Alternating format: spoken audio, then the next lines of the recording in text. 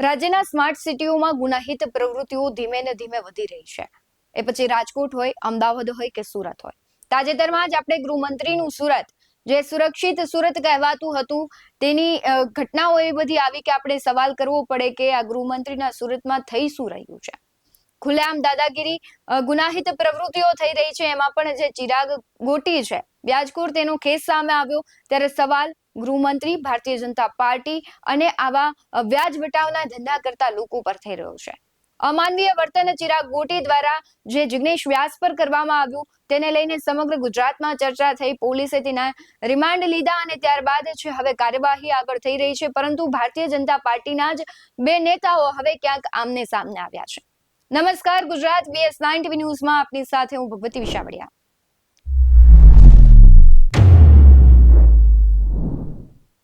સુરત હવે ક્યાંક crime capital તરીકે ઉભરી રહ્યું છે.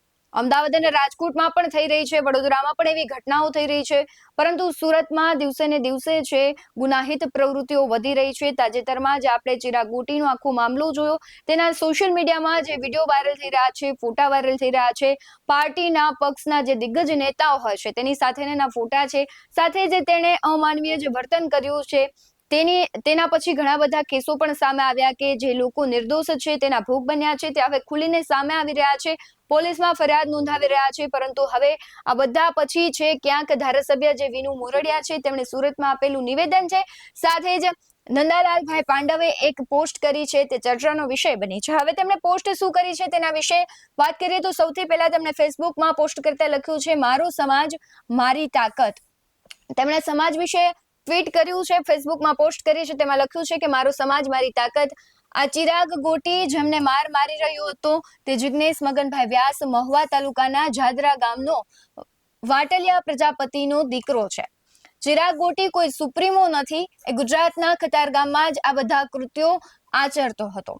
જેને મારે છે તેમને મારવાનો હક કોણે આપ્યો છે? જે કંઈ હોય કાયદાથી કામ લેવું જોઈએ ને. કાયદો હાથમાં લઈને બાપ બનવા નીકળી પડેલાને કાયદાનું ભાન કરાવવું જરૂરી છે. આખી ઘટનામાં ચિરાગ ગોટી વિશે તેણે વાત કરી છે કે મહુવાના આ જિગ્નેશભાઈ વ્યાસ છે, તેના ઉપર જે તેણે અમાનુષી અત્યાચાર કર્યો છે, તો કાયદો હાથમાં લેવાની એને જે વાત કરી છે કે હાથમાં લીધો છે, તો હવે તેના ઉપર કાર્યવાહી થવી જોઈએ ને કાયદાનું ભાન કરાવવું ખૂબ જરૂરી છે. આગળ તેમણે લખ્યું છે કે બગદાણાનો તાજો દાખલો જોઈ લો. ગુજરાતમાં પ્રજાપતિ કંઈ ઓછા નથી. દરેકે જાગવું જોઈએ અને નમાલા નેતાઓની ચાપલુસી બંધ કરવી જોઈએ. સાથે તેમણે આગળ લખ્યું છે, વાટલિયા પ્રજાપતિ સમાજના સમૂહ લગ્નમાં હમણાં જ ધારાસભ્ય વિનુ મોરડિયા બોલ્યા હતા કે અસામાજિક તત્વો કતારગામ છોડી દે.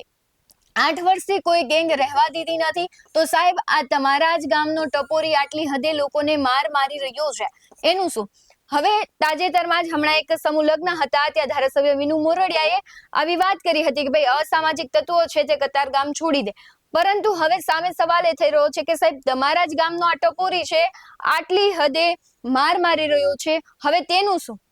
જનતા અમને જણાવજો જરા કે બીજું કતારગામની જ વાત કરીએ તો ત્યાં પ્રજાપતિ વધુ છે એટલે એમના મત પણ વધુ હોય. મત માટે મીઠી મીઠી વાતો થાય છે પણ ઈરાદા ખૂબ અલગ હોય છે. કતારગામ રામકથા રોડ ઉપર જીતુ પ્રજાપતિની જે ફ્લેટ છે તેને ત્રાસ આપીને વેચાવી દીધો. ઠાકરસિંહભાઈ પ્રજાપતિનું મકાન નથી બાંધવા દેતા. વોર્ડ નંબર 7માં સરકારી સ્કૂલ નથી બનવા દેતા. તેમાં પણ નીતિ નિયમોની ઉપરવટ જઈને સ્કૂલનું સ્થળ ફેરવી નાખ્યું. કહેવાની વાત એમ છે કે યેનકેન પ્રકારે પ્રજાપતિ સમાજને ટાર્ગેટ બનાવી હેરાન કરવામાં આવી રહ્યું છે. એટલે આ વ્યક્તિ છે ક્યાંક ને ક્યાંક પ્રજાપતિ સમાજને ટાર્ગેટ કરે છે તેવી વાત કરી છે. ઘણા બધા કારણો આપ્યા છે કે સ્કૂલ નથી બનવા દેતો, કોઈના મકાન નથી વેચાવા દેતો. આગળ તેમણે લખ્યું છે, પ્રજાપતિ મત અલગ આપી વિસ્તારોમાં વહેંચાણ થઈ જાય તો પ્રજાપતિના 2-3 કોર્પોરેટો પણ ચૂંટાઈ શકે છે.